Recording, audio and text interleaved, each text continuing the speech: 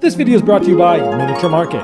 Thousands of board games, discounted prices, miniaturemarket.com. Hello my friends, it's the Game Boy Geek here. Today we're going to be dealing with colors. All different colors, we're going to be trying to match them up and bonus them together. We're trying to get a lot of points here. We're playing an easy card game for 2 to 5 players called Coloretto. This is basically the prequel to Zooloretto, which won the Spiel des Jahres in 2007. This came out in 2003. 2 to 5 players, takes about 20 minutes to play. Fascinating mechanisms, easy to play. Let me show you how it's played. I'll see you on the other side.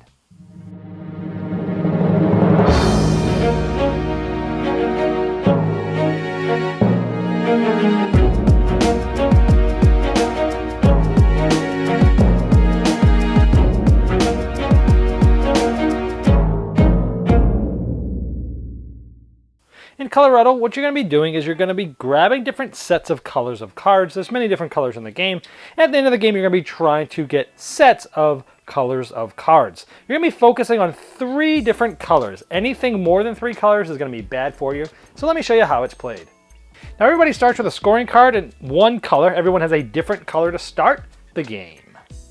Now this game is set up for 3 players. We have one of these rows of cards that start for each player. So there's 3 of them there. Each of these cards has 3 pieces of paper, which essentially means each row at the most is going to have 3 cards in that stall. On your turn, it's very simple. You're going to do one of 2 things.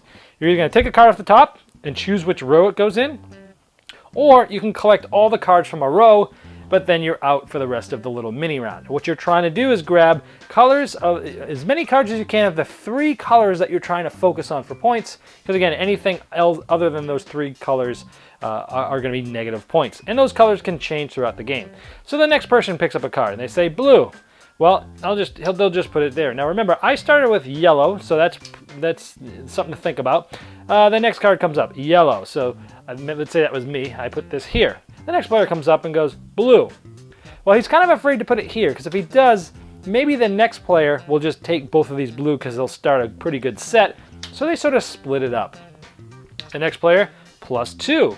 They got to decide, do I put it here? Well, if he puts it here, he knows I'm next, and I'll probably take this because I'll get 2 points at the end of the game. Plus, I've got a yellow that I'm already working on. This one will then have 3 cards. Maybe he puts it here. Then it's my turn.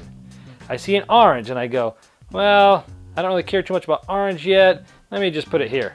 The next player goes, you know what? I am just going to stay safe because he already has the blue card. He takes these.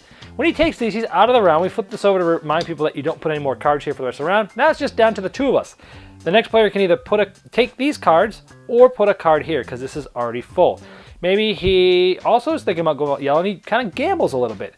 And he goes like this, he goes, oh no, now he has to put it here because this one now has 3 colors, and this is wild, and now it's my turn, and I get to take this, which was really good because this is going to be a wild, and I get a yellow, and then that last player would take this. Now if it was the last player's turn and there were not 3 cards in this last one, he could choose to continue to fill this up, but then he might take all of this. So he can choose to keep pressing his luck and then grabbing this. That would be the end of the round, and we would just start a new round after that. Now this is looking pretty good because I've already got 2 yellows. This could be a yellow. The wild, you do not designate the color until the end of the game. That's pretty much how a round works. To set up a new round, we would simply flip these over. The person who took the last card gets to start the round, and they would start a new round doing the same thing, and this would continue on and on. Now, about 15 cards from the end, this card will come up. That will mean it's the last round. After that, we score. So let's say it's the end of the game. I choose the 3 colors that I want to be positive. I have the most pink, I have the most yellow, and let's just say it's orange. Now, I will decide which one this goes to. And I will put it towards yellow because it's going to help me out the most. And so I would get 2 points off the bat. I would then get 1, 2, 3. I have 4 pinks, so that would get me 10 more points.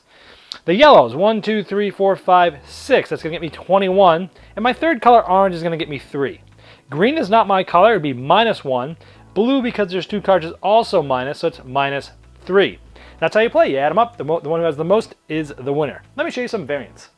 You can flip the scorecard. Instead of playing like you want to get the most of your first 3 colors, this one is the points go up and then they go down, so you're trying to target having exactly 3 cards of them.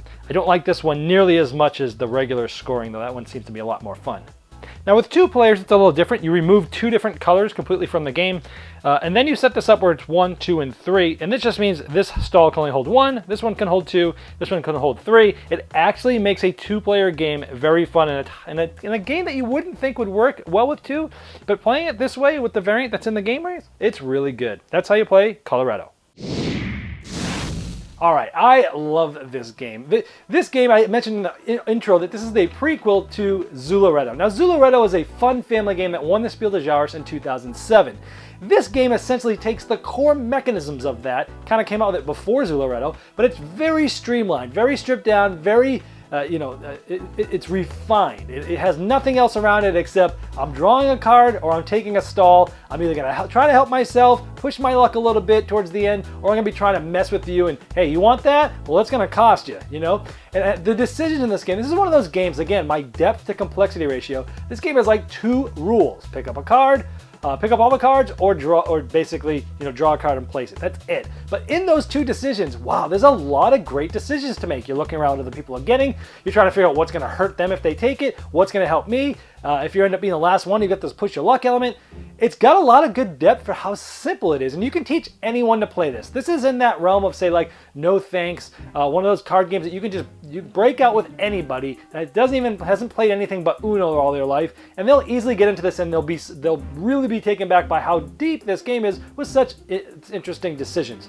Now, it's not a huge epic strategy game, but for the light and the weight of this and how quick it is, there's definitely some great decisions to make. And for that, I love this. In fact, I do like Zooloretto. I still have it in my collection. My wife and I like to play it. But I gotta tell you, this comes out more often because it's quicker to set up, it's quicker to play, and you really feel like you've kind of played Zooloretto because the mechanisms are so streamlined. So overall, this is an absolutely fantastic card game that everybody, I think, should have in their collection. Now, because of all those reasons, I'm going to be keeping this in my library, and because of that, let's induct it correctly in there with a saxophone serenade. Now, since this game's called Coloretto, let's do a little colory bad with a little I adore mi amor. Let's check it out.